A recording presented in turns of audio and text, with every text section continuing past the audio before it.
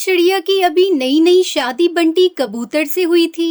उसके ससुराल में उसकी मुंह दिखाई की रस्म हो रही थी। उसे देख सब पक्षी उसकी तारीफ करते हैं। तभी वहाँ पर गांव की घमंडी कौवी आती है जिसका नाम सुंदरी था। वो अपने साथ एक बॉक्स लेकर आ जाती है।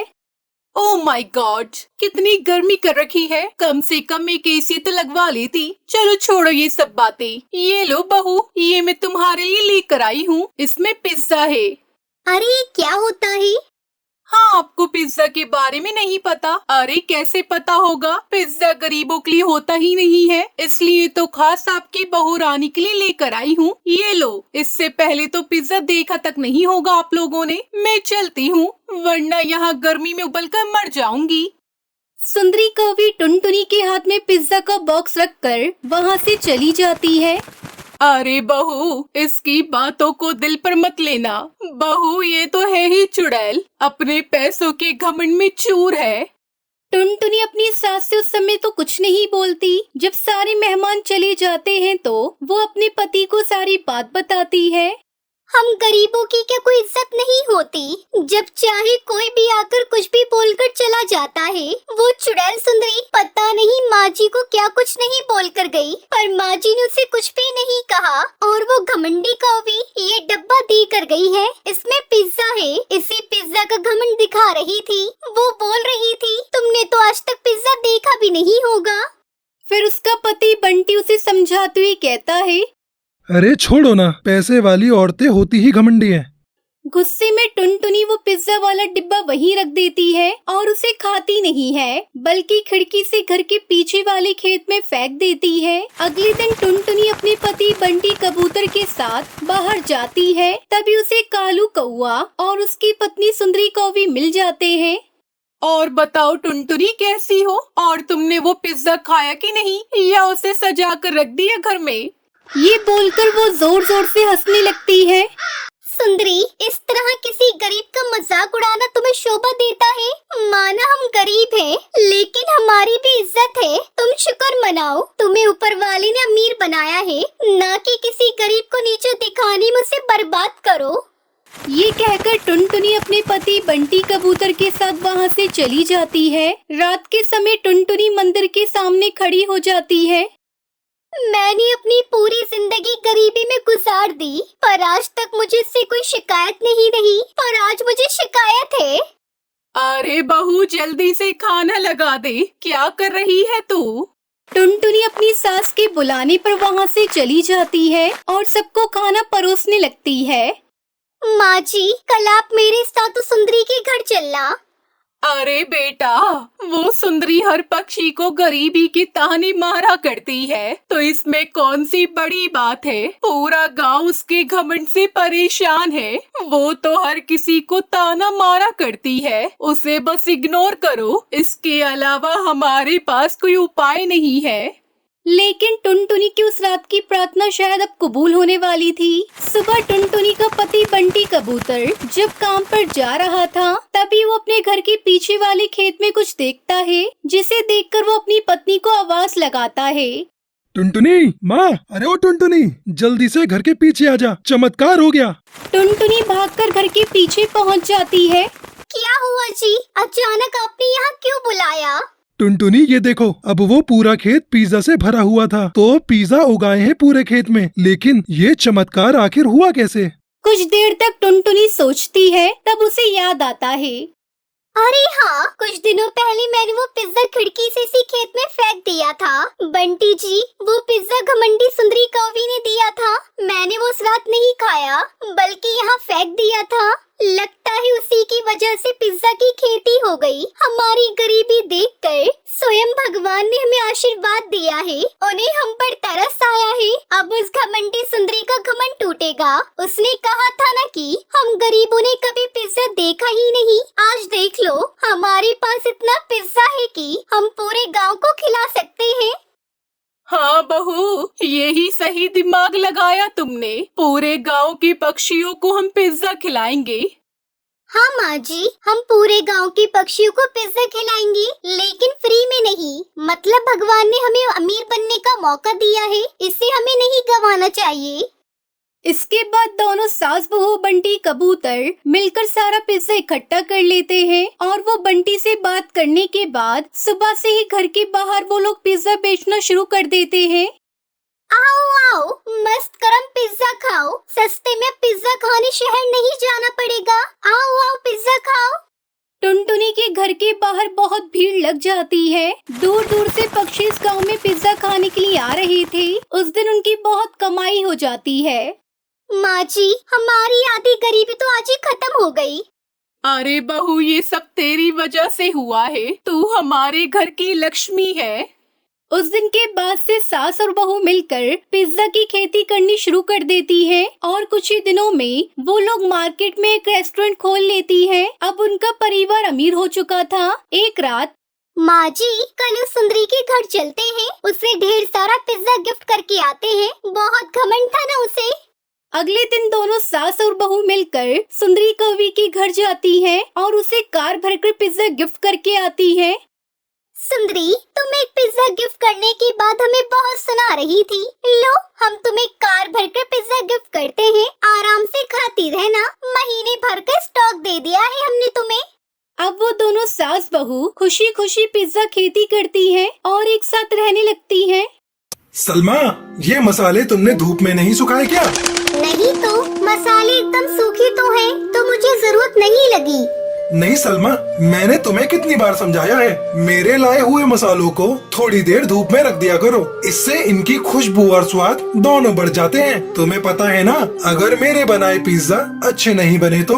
हाँ हाँ, सब पता है मुझे। पिज्जा जरा भी बिगड़े तो वो खड़ूस आरिफ कौवा भी बिगड़ेगा। पर लाइए, मैं इन मसालों को धूप दिखा देती हूँ। और सुनो, तुम इतने गुस्से में मत रहा करो, हंसती हो तो ज्यादा अच्छी लगती हो। रहने दो जी, आपको मेरी हंसी की परवाह होती तो इस वक्त हम अलीगढ़ के जंगलों में होते। सलमा, काम से छुट्टी नहीं मिली तो मैं क्या करूं, तुम ही बताओ। कुछ मत करो आप, उस आरिफ की जी हुजूरी ही करो। बस मैंने सोच लिया है, अगली बार जब मेरे मायके में कुछ होगा ना, तो मैं बच्चों के साथ अकेली ही चली जाऊंगी, आपके भरोसे नहीं बैठूंगी। अच्छा ठीक है, चली जाना, मैं तुम्हें रोकूंगा नहीं। बस अब तो खुश हो जाओ। अच्छा ये बताओ, शाम को क्या लेकर आऊँ तुम्हारे लिए? अगर वो आरिफ को वो मुँह न बिगाड़े तो थोड़े से पिज्जा लेते आना, बच्चों का भी बहुत दिनों से मन है। अच्छा ठीक है, लेता आऊंगा, अगर तुम एक बार मुस्कुरा दो तो। अब जाते क्यों नहीं, देर नहीं हो रही आपको? अरे हाँ, मैं तो भूल ही गया था बिल्कुल, मुझे तो काम पर जाना था भाई। अब्दुल कबूतर और सलमा चिड़िया के निकाह को 1 साल हो चुका था और उनका एक बच्चा भी था, रिजवान। अब्दुल कबूतर शहर के एक छोटे से ढाबे में काम करता था। उसके हाथों में गजब का स्वाद था, खास तौर पर उसके हाथों से बने पिज्जा उस ढाबे की पहचान थे। शाम होते ही ढाबे के सामने पक्षियों की भीड़ जमा हो जाती थी और सभी की एक ही फरमाइश होती थी। अरे भाई, 5 एक्स्ट्रा चीज पिज्जा, जल्दी से, एकदम गरम गरम चाहिए। भाई हाँ, गरम ही मिलेंगे, पर जल्दी नहीं हो पाएगा, थोड़ा तो वक्त लगेगा भाई, पहले से ही बहुत भीड़ है और सबको पिज्जा ही चाहिए। अच्छा तो फिर रहने दो, हमें देर हो रही है, हम कुछ और खा लेंगे। अरे नहीं यार, क्या बात कर रहा है, खाएंगे तो पिज्जा ही, यहाँ बेहद ही अच्छे पिज्जा मिलते हैं, पता है? वो नहीं खाया तो समझ ले, तेरा इस जंगल में आना बेकार ही था। पर मूवी के लिए भी तो जाना है ना, और यहाँ तो टाइम लगने वाला है। मूवी छूटती है तो छूट जाए, पर पिज्जा नहीं छूटना चाहिए। अब भाईजान, आप ये पैसे रखो, हम इंतजार कर लेंगे। ये अब्दुल कबूतर के हाथों का स्वाद ही था कि शहर के बड़े और नामी होटलों को छोड़कर पक्षी सिर्फ उसी के हाथों से बने पिज्जा खाने आया करते थे। लेकिन इसके बावजूद ढाबे के मालिक आरिफ कौवे को अब्दुल की बिल्कुल कदर नहीं थी। ए अब्दुल, इतना वक्त क्यों लग रहा है तुझे? बाहर पक्षियों के खड़े होने तक की जगह नहीं है। बस अभी लाया वो भाईजान, ये सिगड़ी थोड़ी टूट गई है, जिसकी वजह से काफी आंच बाहर आ रही है। हाँ तो तू जल रहा है क्या? फालतू के बहाने मत बना और फटाफट पिज्जा बना कर ला, सिगड़ी अभी खूब चलेगी, मुझे ये बिल्कुल ठीक दिख रही है। आरिफ कौवा हमेशा अब्दुल कबूतर से ऐसे ही बात किया करता था। असल में अब्दुल से पहले उसके अब्बू आरिफ के ढाबे पर काम किया करते थे। अपने आखिरी वक्त में जब वो बीमार पड़े तो आरिफ ने ही उनके इलाज के लिए अब्दुल कबूतर को कुछ पैसे उधार दिए थे। हालांकि उन पैसों को खर्च करके भी अब्दुल अपने अब्बू को नहीं बचा सका और उसकी माली हालत भी ऐसी नहीं थी कि वो आरिफ का उधार चुका सके, तो बस इसलिए वो मजबूर था। आरिफ कौवे ने उधार के बदले से अपने ढाबे पर काम करने को कहा। तनख्वाह के नाम पर अब्दुल को बहुत ही कम पैसे दिया करता था, बावजूद उसके कि अब्दुल के पिज्जा की वजह से उसकी अच्छी कमाई हो रही थी। अरे भाई क्या हुआ, पूरी रात खड़ा रखोगे क्या? कहाँ है पिज्जा? आप रुकिए जनाब, मैं बस अभी देख कर आया। गुस्से से तिल मिलाया आरिफ सेठ एक बार फिर ढाबे के पीछे बनी रसोई में अब्दुल कबूतर को हड़काने पहुंचा, लेकिन रसोई का नजारा देखकर उसके होश ही उड़ गए।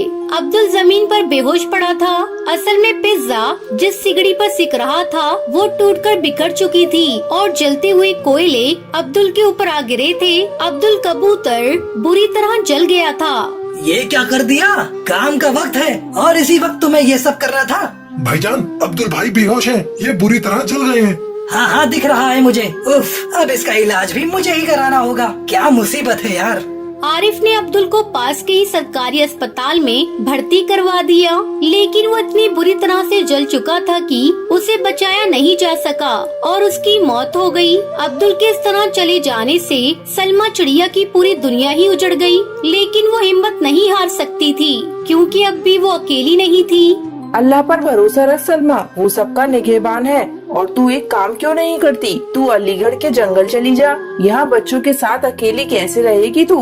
नहीं बाजी, निकाह के बाद मायका बस कभी कभी जाने के लिए ही होता है और अम्मी अब्बू पर मैं बोझ बनकर कब तक जी सकूंगी? अपने बच्चों की खातिर अब मुझे खुद ही कुछ करना होगा।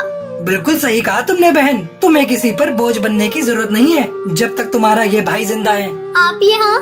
बहन, अब्दुल के साथ जो हादसा हुआ उसका मुझे बेहद अफसोस है, लेकिन मैं ये भी जानता हूँ कि फिलहाल मुझे क्या करना चाहिए। अब तुम फिक्र मत करो, तुम्हें काम चाहिए ना तो मैं दूंगा तुम्हें काम। अब से तुम मेरे ढाबे के लिए पिज्जा बनाओगी। लेकिन मुझे तो पिज्जा बनाने आते ही नहीं, उन्हें तो हमेशा यही बनाते थे। मैं तो बस मसाले वगैरह तैयार करने में इनकी मदद कर दिया करती थी। मत भूलो कि अल्लाह ने औरतों के हाथों को खास नियमत से नवाजा है और तुम तो अब्दुल की बीवी हो। मुझे भरोसा है कोशिश करोगी तो जरूर अब्दुल से भी बेहतर पिज्जा बना सकोगी। सलमा चिड़िया आरिफ कौवे की फितरत से अच्छी तरह वाकिफ थी, साथ ही ये भी जानती थी कि फिलहाल अब्दुल के ना होने से आरिफ कौवे का ढाबा बंद होने की कगार पर पहुंच गया था। यही वजह थी कि आरिफ इतना रहमदिल हो रहा था, लेकिन सच ये भी था कि फिलहाल सलमा को भी काम की सख्त जरूरत थी। उसने आरिफ की बात मान ली और उसके ढाबे पर काम करने लगी। आप ये एकदम बकवास है, इसमें तो बिल्कुल चीज ही नहीं है और स्वाद भी बिल्कुल बेकार है। माफ करना बहन, वो मैं अभी कोशिश कर रही हूँ। देखो सलमा, ये कोशिश वोशिश से काम नहीं चलेगा। मुझे बिल्कुल वैसे पिज्जा चाहिए जैसे अब्दुल बनाता था, और वो भी कल तक, समझी? वरना अपने लिए कहीं और काम ढूंढ लेना तुम। ये मेरा ढाबा है, कोई खैरात खाना नहीं जो मुफ्त की तनख्वाह बांटता रहूं। आरिफ कौवे की रहमदिली का मुखौटा उतरने लगा था, क्योंकि सलमा चिड़िया कई कोशिशों के बाद भी पिज्जा में वो स्वाद नहीं ला पा रही थी जिसके सब दीवाने थे। अब्दुल कबूतर ने एक दो बार घर पर उसके सामने पिज्जा बनाए थे, इसलिए वो जानती थी, लेकिन ना जाने क्यों कहीं कुछ तो कमी थी।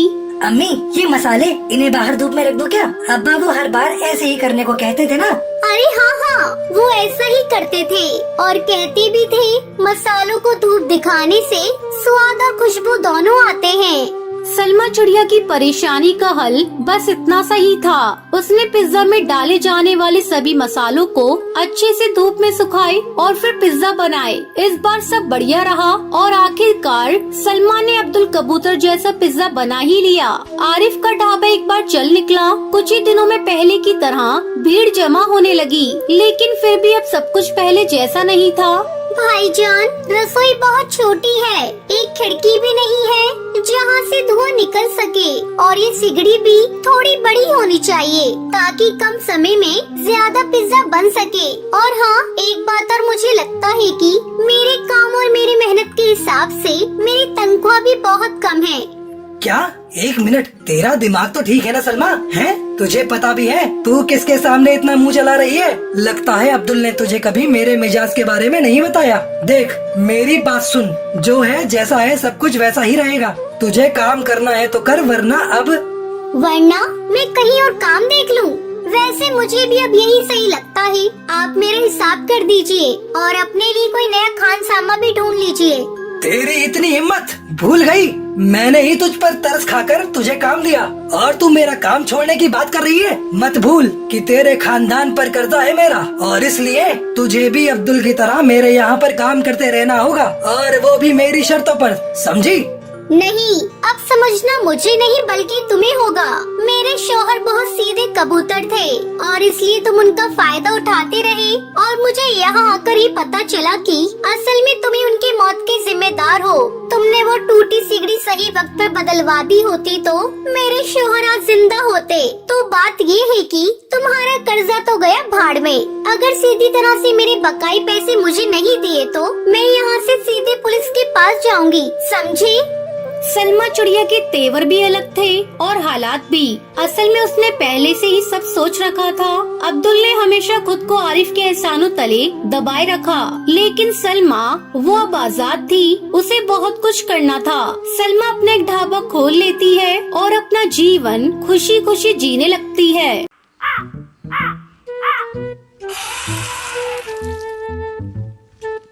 केरला के जंगल में टूनी चिड़िया अपनी बेटी टुनटुनी के साथ रहती थी। टूनी का एक बेटा भी था, कालू। वो एक सेठ के यहाँ जॉब करता था। एक दिन वो सेठ की बेटी से शादी करके अपने घर लेकर आता है। अरे बेटा, ये तू किसे लेकर घर आया है? इससे तेरा क्या रिश्ता है? माँ, ये मेरी पत्नी कलावती है, इससे मैंने शादी की है।